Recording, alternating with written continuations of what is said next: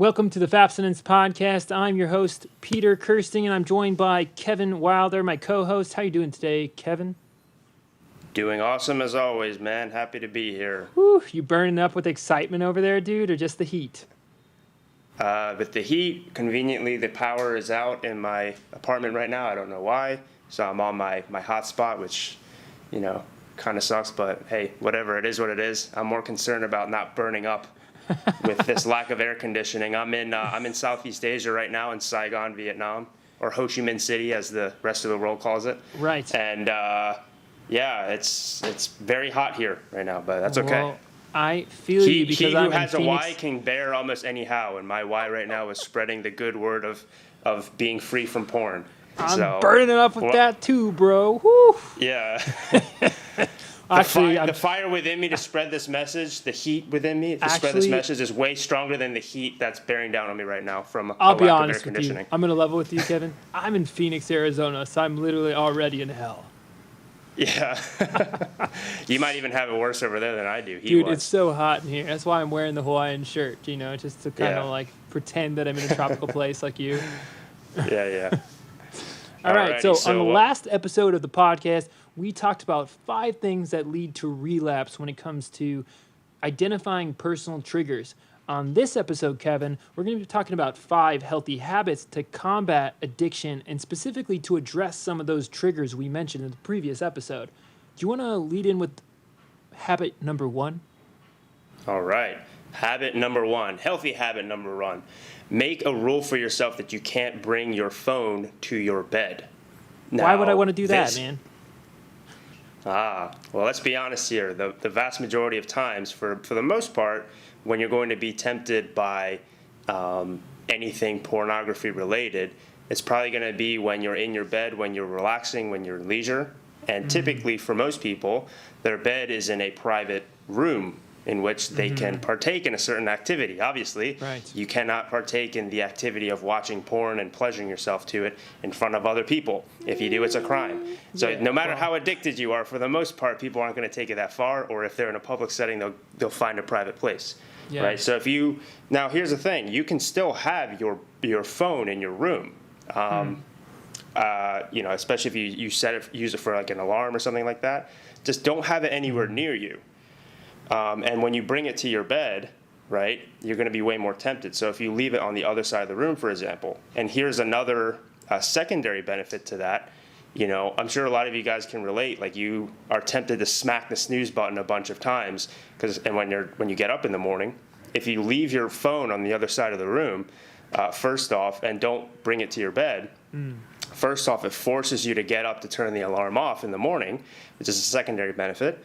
But obviously, the primary benefit of what we're talking about here is that you're going to basically be way less tempted to look at certain things on your phone while in bed. Right. This also helps. And here's a third benefit, actually. Because you're not distracted by your phone on your bed is for sleeping. So you're just going to go to sleep when you go to bed, rather than just play on your phone and do this other bunch of other stuff. So what can you replace it with when you're in bed? A good book is usually my best suggestion. Expand your mind during bedtime and then go to sleep, rather than just filling it with dopamine hits and then sedating yourself to go to sleep. Yeah. But really, the main benefit of it is just the fact that there's going to be less temptations there. The more that you set your environment, structure your environment to make sure you have less temptations. Right. Yeah. Well, so there's 2 aspects. When we're talking about making healthy habits, yes, we're trying to directly combat the negative thing or the trigger that causes people to relapse. In this case, it's a lack of sleep a lot of times, that people would have their phone by their bed and then turn to porn, or maybe boredom or idleness, right? They're looking for some kind of stimulation. And you're making good points about the fact that when you're in a space by yourself, you're more likely to tend towards certain things. So understanding your triggers in the previous episode is a key point to keep in mind when learning how to combat them. I think on top of just avoiding your trigger, though, the emphasis on a healthy habit is there, because in order to really get rid of something like addiction, you can't just replace it with another bad habit. You need to create healthy habits that aren't about avoiding temptation, but replacing it so it's no longer a temptation. So I think, for example, when it comes to not putting your phone by the bed, there's so many obvious reasons why that's a bad idea, right? You've got the ones you've mentioned, but as well, just think about when you're looking at something like social media or other stuff, blue screen, bad for your eyes, right? Also, when you stimulate your brain with music, with lyrics, or with images, or like talking, your brain patterns are elevated in that situation. So you're less likely to be going into sleep mode. So when you have something like your phone by their bed, even if it's not to look at porn, like if you're looking at reading the news or like checking out YouTube or something like that, it's still not going to be getting you into a position where you're like, okay, this is where I go to sleep. And your body needs structure. So I guess that's one way I like to think about these healthy habits, Kevin, is that how do we create a structure that's good for our life in a holistic way and will also help treat triggers that cause us to turn towards something like porn? Yeah, that's a really great point, man, because it's not just about structuring your environment to get rid of certain things. You want to replace those things you've labeled as negative with something else that's positive. Mm-hmm. Because if you do that, first of all, a few things happen. First off, you're not going to focus so much on the fact that you used to have something that you enjoyed doing in pornography and just being addicted to your phone. Right. And instead, you're focusing more on the fact that you have this other thing that you're doing instead. So you're not going to miss it as much, right? Right. So that's probably the biggest benefit, I would say, of that. And then also, we talked about this last podcast and this one too. A lot of this requires a lot of internal work, a lot of introspection. Honestly, at the beginning, it does require willpower, but you don't want to rely too much on willpower. You want to use willpower sparingly, and whatever way that you can spare your willpower for when you actually need it, the better. The science of psychology shows that willpower is basically like a muscle. It can fatigue, and it fatigues throughout the day.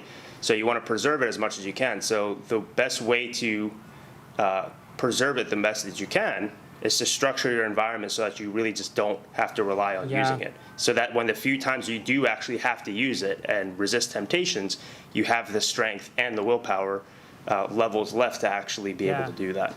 Yeah. I'm really glad you brought that up because I actually really wanted to talk about this in the last episode. And so it's great that you brought it up just now. And there's a concept in religious, in Catholicism at least, that's called near occasions of sin. Now, I'm not saying that you have to be religious to put this in practice, though. I think there's like an element of this that is applicable here, very much so as well. And the idea, though, of near occasion of sin is that if you put yourself in a scenario where you're feeling tempted, you are more likely to succumb to temptation, right? So I use the example of alcoholism often, and not to just solo out alcoholism, but it's a very common addiction, and it's something that I think people can visualize really easily. So if I'm an alcoholic, why would I leave a bottle of bourbon on the counter in my kitchen? If the bottle of bourbon is somewhere I can see it on a regular basis, it's going to cause me to use a lot more willpower when I'm feeling tempted to drink, not to drink, right? Versus if I know that I have a problem with alcoholism and I can have the humility to say, hey, that's going to be hard for me to say no to, what's the easiest way to get rid of that near occasion or that temptation, Kevin? It's literally to get that out of the house and as far away from you as possible. Because if the bottle of bourbon isn't sitting on the counter, now I have to drive to the store to buy the bottle of bourbon, right? Same thing with the phone being by your bed. If I'm in a situation where like loneliness is my trigger or being tired, which it is for a lot of people, where you're most likely to relapse is going to be by your bed, like you mentioned. Well, if you create a healthy habit where you keep your phone away from your bed, you're going to have to, at the very least, get up, go over across the room to pick up your phone, And when it comes to willpower, there was someone you and I both know. There's a Fapstinence group actually we both have on Facebook, and he actually just reached out a few minutes ago saying, "Hey guys, I'm having a really hard time right now. I'm feeling triggered," and he took the time to reach out, which I think is so awesome because in that moment he said, "Hey, I'm feeling triggered. I need to talk to somebody."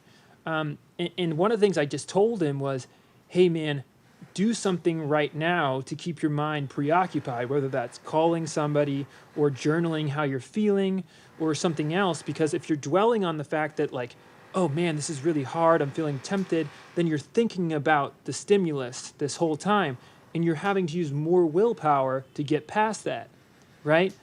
And on the other side of that as well, when you're dealing with a strong dopamine withdrawal, basically, it's a very powerful reaction, but it's not for very long.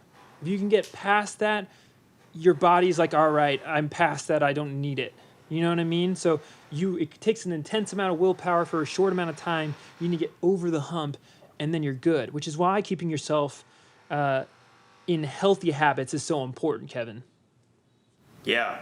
And here's another thing to keep in mind too. Like when it comes to using your willpower sparingly, and then also just whenever you're tempted by any certain things, it's your unconscious mind, your subconscious taking over. So the more time that you give your conscious mind time to realize what's happening, the more you can take action upon that. So just like you said, the more barriers to entry that you give yourself to seek a certain thing, which you have consciously decided is something you want to avoid, the more time you give yourself to be like, wait a second, do I really want to do this?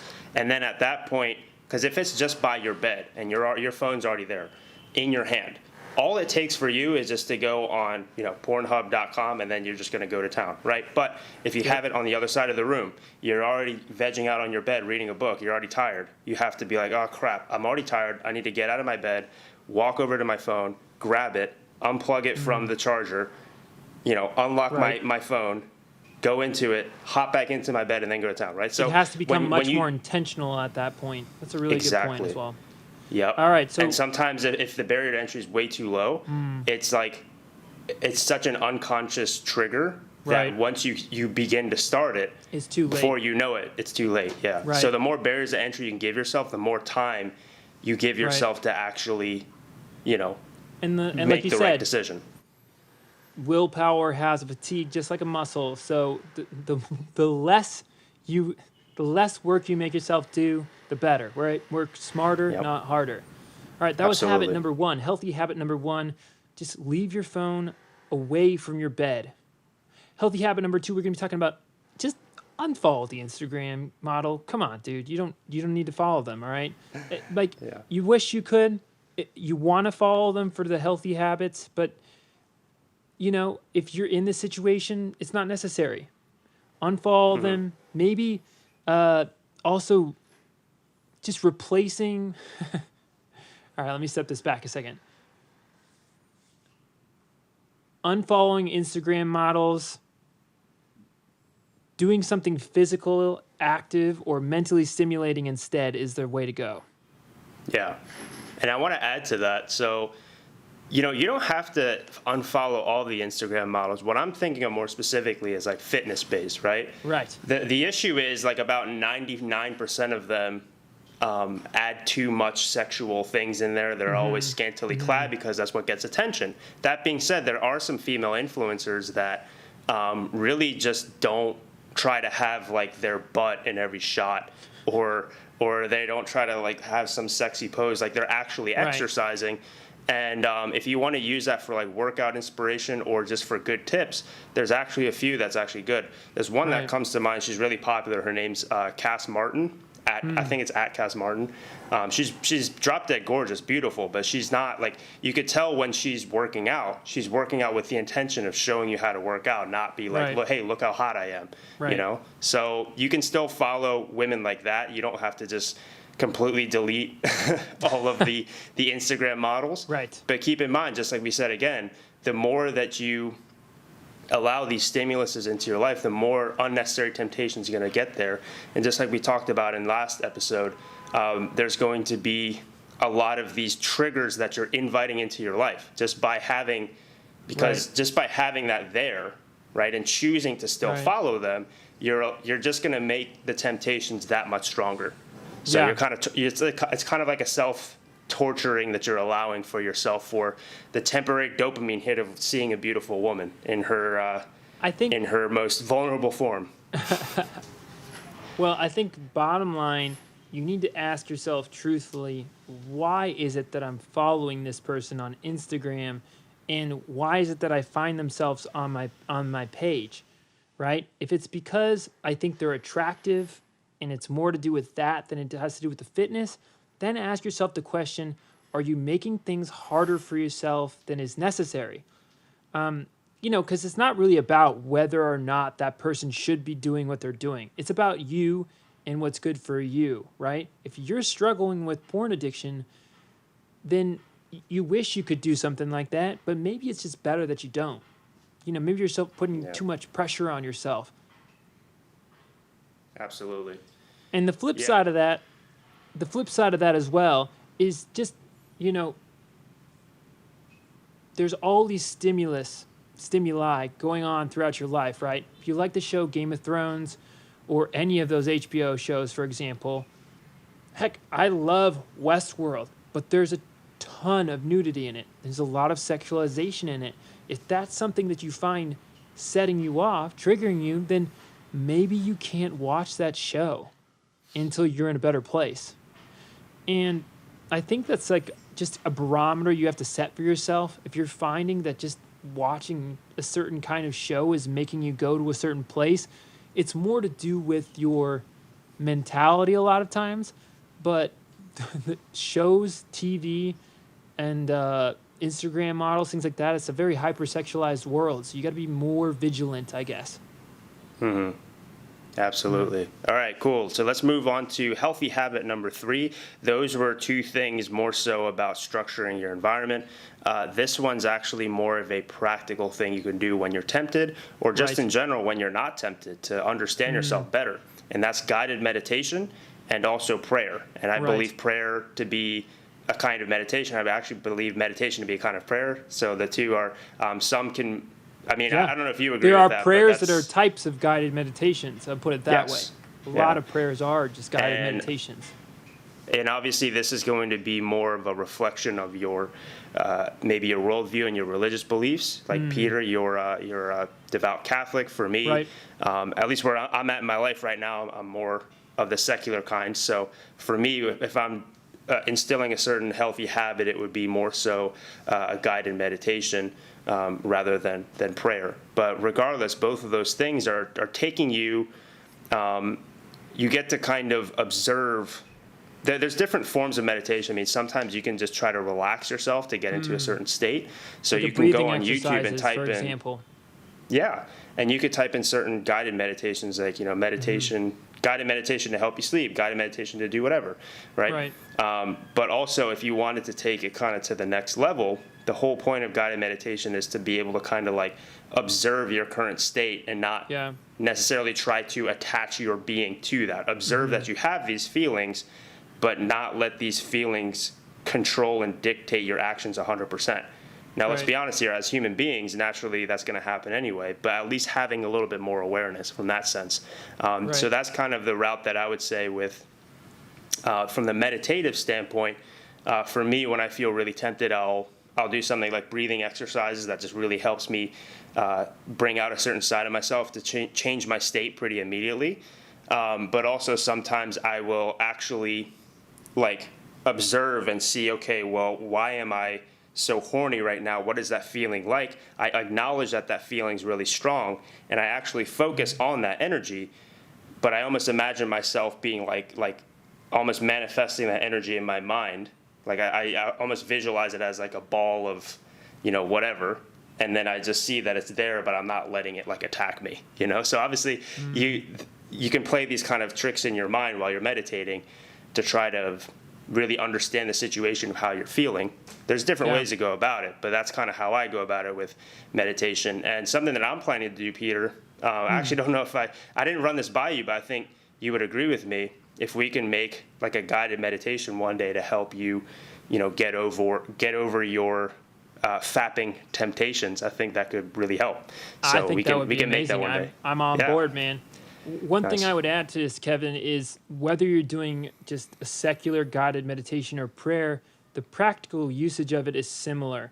If you find yourself just throughout your day feeling stressed, pressured, triggered, something's bothering you, it's helpful to take the time to make yourself present in the moment. And I think you used the right word, acknowledge where you're at, and then kind of just let it go in some way.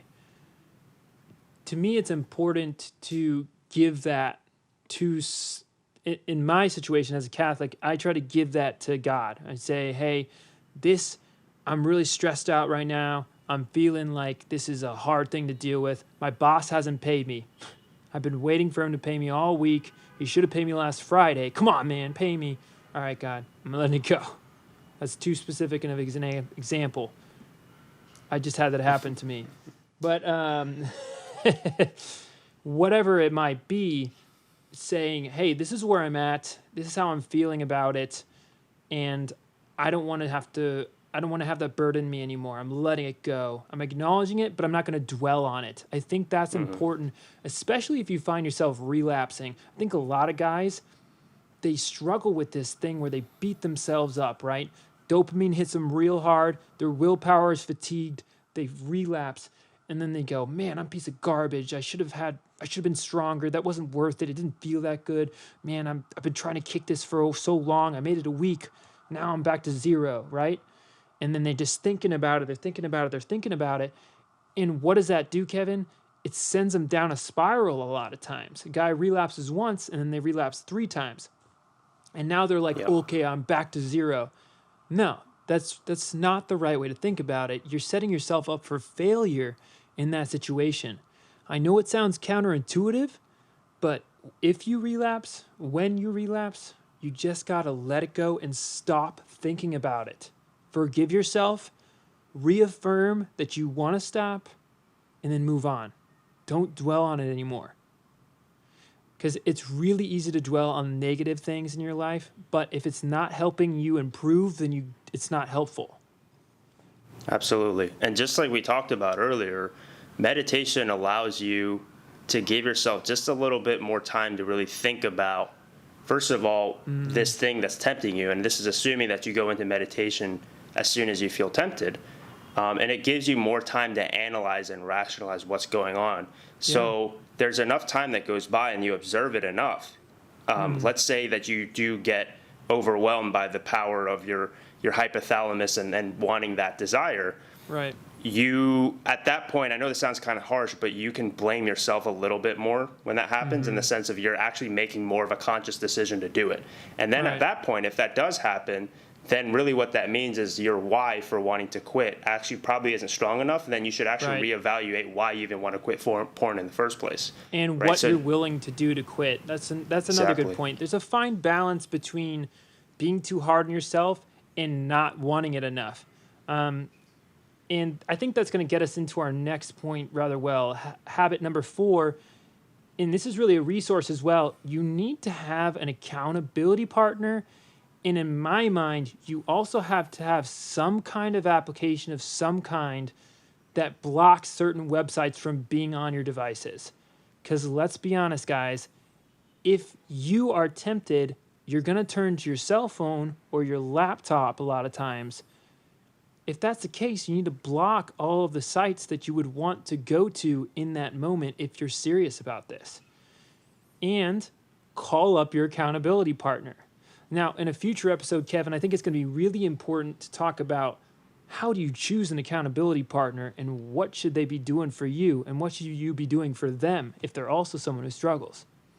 But for now, if you do have an accountability partner or you don't, either way, it's important that you get one, and it's important that you get a good one, someone who can really help you when you're feeling like you're going through a hard time with this stuff. Yep. And I think with this, you're going to be more of an expert to talk about because you and I have talked about this off camera. For me, I'm pretty good with all these other parts, but this is the one part I haven't nailed down enough to the point where I should have. And, you know, objectively speaking, you're more, you've been doing this longer and you're more successful with your no-fap journey right now. For me, I'm definitely still kind of struggling through it and still learning along the process. Yeah, I mean, I'm still not like, I'm still better than 99% of people. Not that it's a competition. I still definitely consider myself an authority on this subject. But if I was to be my highest self, and I think that's important for us to talk about too, is even though we're experts in this subject, we could still always be better in our own habits and our own purpose with why we're doing this as well. Practice what you preach. Yeah, exactly. And talk about accountability. With us starting this podcast, this has made my why for quitting porn so much stronger because because it's like, well, I'm putting myself out there in a public setting and making a stand and accountability. Like this is like the ultimate accountability partner for us. Technically, it's like we have a whole population of viewers and listeners who are accountability partners. But even you don't want to be a hypocrite, bro. Exactly. And even with that, there's still value even for us to still have accountability partners. Right now, my neighbor's my accountability partner, who's also my business partner. But that's not good enough because he doesn't struggle with if porn he's not addiction the same serious way about I it do. himself, he might not be as serious about talking about you with it. Actually, I think this might be. Let's go ahead and take a moment to break this down because I think this is good to talk about. So, when looking for an accountability partner, you don't necessarily need somebody who is also struggling with this thing. In fact, it might be in some circumstances better that they're not, right? Because what you don't want to have happen is be like, oh, dang, I relapsed. Call up your friend, hey, homie, relapsed. And you're like, oh, dude, that sucks. Yeah, I did recently too. Because that's just a vicious cycle. Neither of you are in a spot where you can like really be in control, right? But in a better situation, your accountability partner should be somebody that you respect, somebody that you care about, and that cares about you. That's number one, right? They want to help you be a better person, be more in control of your life, be free from porn, right? And you're going to have to be vulnerable with this person. You're going to have to, when you have an intense like desire to do something, your reaction is going to have to be to do your healthy habits and then contact your accountability partner when you're having a hard time. Ideally, Kevin, that's going to be before you relapse, when you're like struggling, but you see it's coming beforehand, right? But definitely if you relapse as well, take the time, text them up, give them a call, whatever. I know that's old-fashioned nowadays. Talk about it with them. Try to figure out a game plan. That person should be listening to you, right? Hearing what you have to say, supporting you, number one, but also, trying to reaffirm you and pursuing it again, not giving up, and then if they can, kind of just like talking you through it a little bit. And here's another thing too, actually, subtle little plug here. Well, actually, it's not really a plug because it's completely free, but we mentioned this a bit earlier of our Facebook group. It's Fapstinence Fam. So this Facebook group actually existed before this podcast even existed. Right. And what's interesting is there's a community of guys in there. There's no judgment at all. Some guys will post videos in there sometimes of just saying what's going on, the fact that they might have relapsed recently, how they're feeling, all this other type of stuff. If you're feeling really tempted and you really want to throw some accountability out there, just go, first of all, join the group. It's free. But also just go live in the group. Just go live, like do a live video and just talk about how you're feeling. And then other people can talk, not only just talk you out of it, but you're getting yourself out of your own head, right? Because objectively speaking, well, I want to say objectively speaking, but like future you is going to look back at this moment and be like, well, why the heck did you relapse? You don't want to do that. And sometimes when you can get yourself out of your own head, you see the recorded version of yourself and you see, okay, because you can play back the live and then you can play back people's comments and seeing what they said. That way you can get yourself out of your own head and be like, wow, I'm a person. This is, your inner monologue of kind of turns off for a second because then you actually see, or you could even say your inner monologue is realized in a more objective sense, not just in your brain. So you can see your best self, your tempted self trying to resist these things. You can see on video of that happening.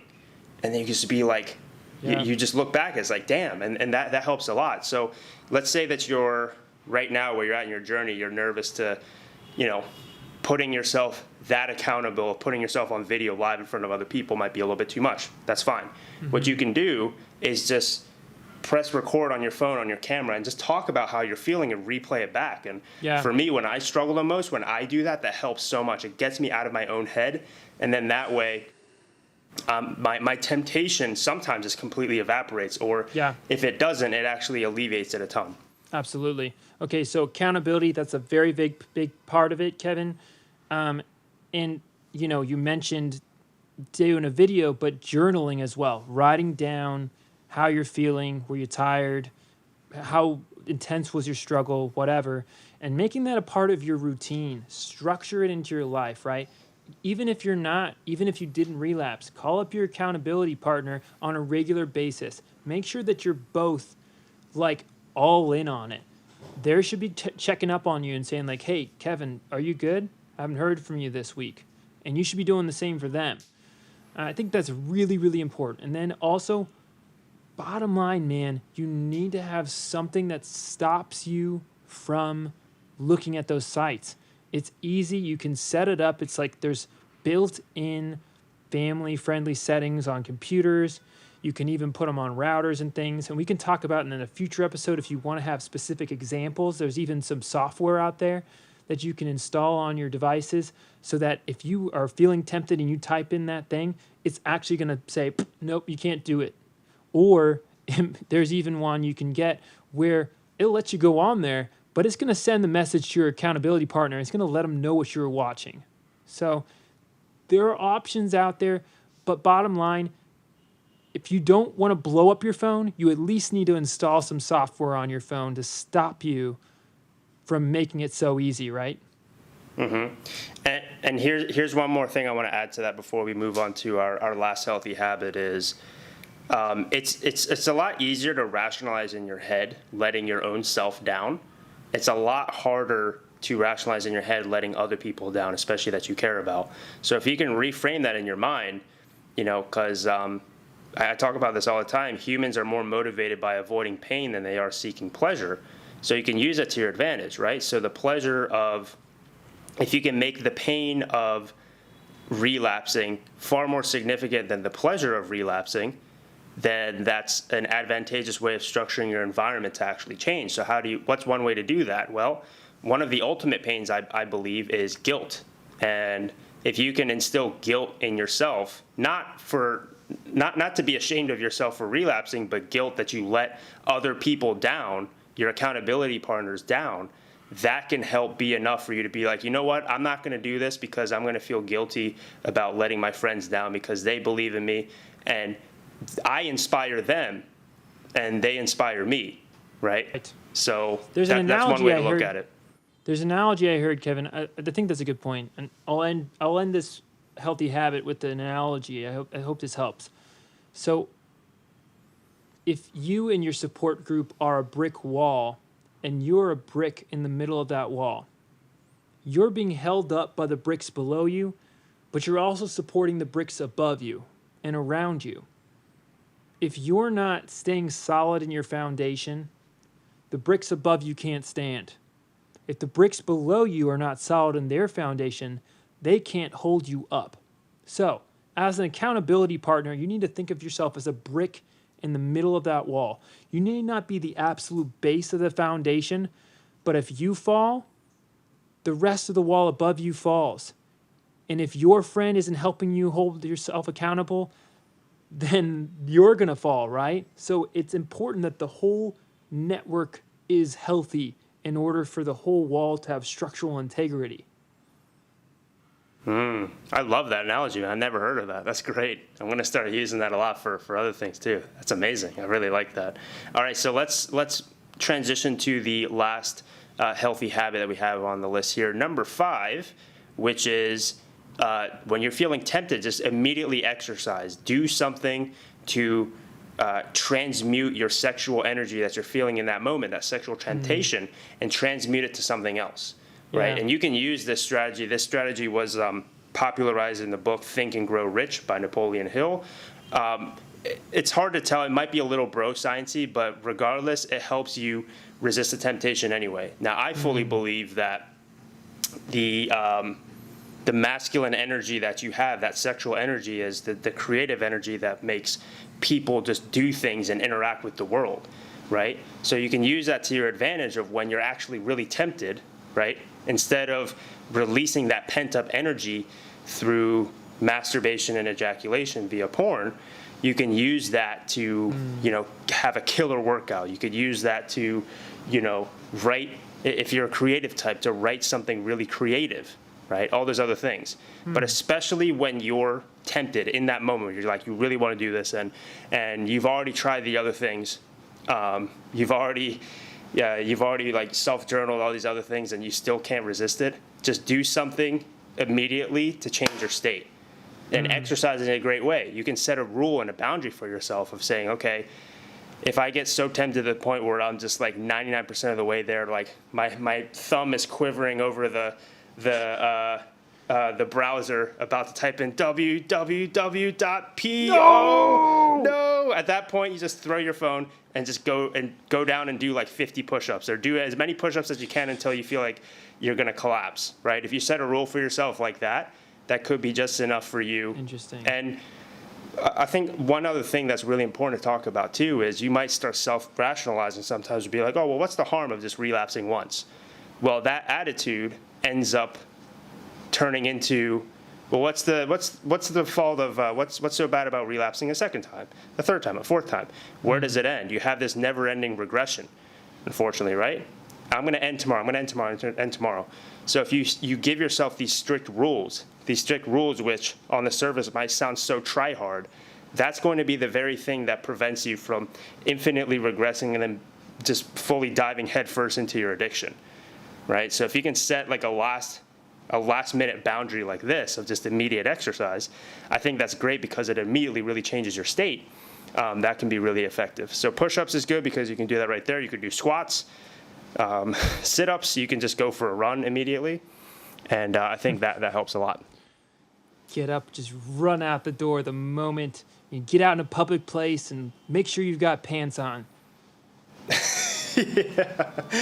Yeah, that's the one benefit of doing public exercise is you definitely need to have pants on. So, typically when people are watching porn, they usually don't have their pants on for obvious reasons. So, Or at least not all the way up, Yeah, it's not all the way but up, yeah. One thing I will add to this point, you covered it pretty well, Kevin, but I might dispute the necessity of immediate exercise because, in my opinion, that's too momentary of a thing.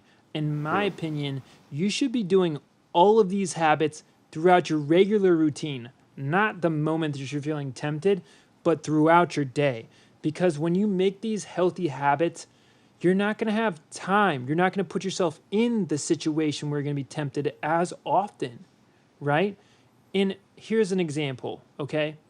Running is proven within the first 10 to 15 minutes to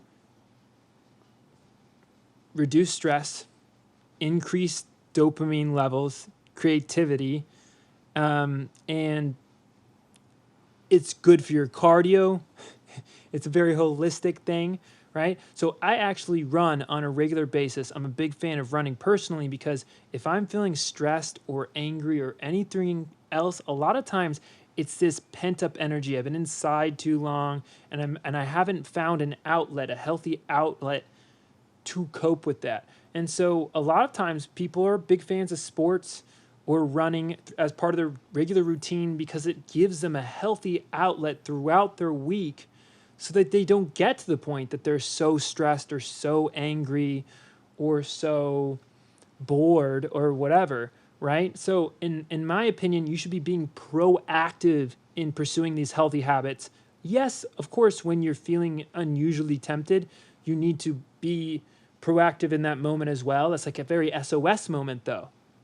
You should be doing this throughout your week so that you're not feeling as tempted as often. That's the goal. And we didn't touch on, there's so many different habits we could have touched on, but I just wanted to tack on, including immediate exercise, just good habits, creativity, right? If you're into painting, do that. If you're into creative writing, please write something down, right? If you like checking up on your friends, take the time to call up your homie, hopefully it's your accountability partner, and just talk to them about their day. You don't have to talk to them about porn for 40 minutes. Just talk to them about whatever. But the act of thinking of someone else in something other than your temptation is huge.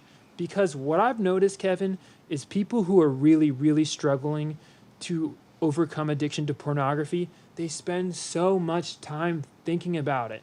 Whether it be, how do I get past this? Why is this so hard for me? Oh my gosh, like I'm tempted right now. You're spending so much of your day consumed by it, right? And at least it's a healthy transition from just, all right, I'm going to be doing this all day. I'm going to be fapping all day. It's not a consumption in that sense, but it's still an obsessive way of thinking. I want you to try to get yourself into a position where you've created enough healthy habits in your life that you're not thinking about porn on a regular basis. That's the goal. You're not thinking about Fapstinence on a regular basis. I would love you guys to watch season 1 of the Fapstinence Podcast and be like, you know what? I don't need to watch this anymore because I don't need to be thinking about this so often. We'll miss you guys if that's the case, obviously, but I'll be happy to know that you're not listening anymore because you don't have as big of an issue. Well, that's all right. They can instead use that time watching either my podcast, the White Pill podcast, or your podcast, Alone with Peter. Alone so with okay. Peter, They or still checking want to out some listen of to our other us. There's content, nothing, or nothing. leaving a review, some comments of support for the rest of the group in the Fapstinence Fam Facebook group, whatever it may be. Yeah. Yep. Well, I right think, on. Kevin, this is a good spot for us to recap the 5 healthy habits. You want to do that for me, bud? Sure, absolutely. So the first one is just make, so we're going to start off with the first 2, which are more environmental changes that you can do with your immediate environment. So the first one is just to make a rule for yourself that you can't bring your phone to your bed. So what this does is it gives you more barriers to, some more obstacles to overcome to seek that dopamine, temptation of pornography, right? So if you have to jump out of your bed when you're already tired, go grab your phone, type it into the browser, go back to your bed, and then do the deed, you allow yourself to give more time to just be like, do I really want to do this, right? And Right. a good thing to also do, instead of not just bringing your phone to your bed, replace it with a healthy habit, such as reading a book in your bed instead, right? Because Right. that way you're not going to notice the absence of a habit you formed for a while as much, and instead you replace it with another one. Right. So cool. So that's actually related a little bit to the second one, Right. which is unfollowing the Instagram models, more specifically the ones who are a little bit more risque, and obviously there's they're selling sex in some way, Right. or at least their sexual form in some way. I would almost say just removing unnecessary stimulus, because it could be the Yes. Instagram models, it could be a TV show that has excessive nudity in it, or it could be a number of other things, right, Kevin? Yep. And then one day, when it depends on where you're at with your journey too. One day when you've really gotten control over a lot of this stuff, and your brain is less addicted, and you kind of rewire your brain in the sense of, you don't get all your dopamine hits from sexual Right. things from your phone, then maybe you can allow yourself to watch those things but not attach yourself to it. But even then, Right. that's kind of a slippery slope, because that You'd could, want to be careful if you're reintroducing stuff. Yeah. Absolutely. yeah. But regardless, for those of you who are listening to this podcast pretty universally, because this is something that I still do for myself too, you should try to unfollow those Instagram models as much as you can. Yeah. All right, so number 3, do you want to take it from here? Yeah, sure, of course. Peter, I just went No, through the don't worry environmental about it, stuff. man. You can You're go through the brain rest. Yeah, farting go over ahead. there. All right. Yeah. Go ahead. I'd say healthy habit number 3, make sure you're making a habit of being mindful, whether that be guided meditation or prayer if you're a religious person. it's taking yourself outside of yourself, right? You want to be mindful of others, mindful of your surroundings, mindful of your feelings, just present in the moment, accepting or acknowledging rather where you're at, but not dwelling on it. All right, that's habit number 3. Habit 4, you need to create accountability. So, fellas, you might need to blow up your phone or at least install something on your devices that stops you from opening up your most frequent visited porn sites, okay? You just shouldn't be able to open it up. It should be blocked. So if you need to put family-friendly settings on your browser, on your router, so that you have to go talk to your sister to get the password or something else, hey, man, just do it. If you're serious about it, make it happen. Also, find an accountability partner. If you don't know how to find a good accountability partner, Kevin and I are going to walk you through that in a future episode. So stay tuned for that. What makes a good accountability partner? Also, coming up on number 4, you need to instill certain habits like immediate exercise, push-ups, running, and things that make you mentally stimulated in a healthy way, like journaling, creative writing, calling a friend, or whatever it may be. And Kevin, you talked about sexual transmutation, ways that you can just, when you're feeling extremely tempted, take that energy and find a creative, healthy outlet. So, it might feel extreme, but doing some push-ups, going for a run in public with your pants on. All right, well, those are 5 healthy habits for fighting addiction to pornography. We're always looking for you guys to structure your environment because we want you to be successful in finding freedom from porn. I'm Peter Kirsting with my co-host Kevin Wilder. We appreciate you coming on this episode, and stay tuned. Next time, we're going to be talking about the do's and don'ts of an addiction-free routine.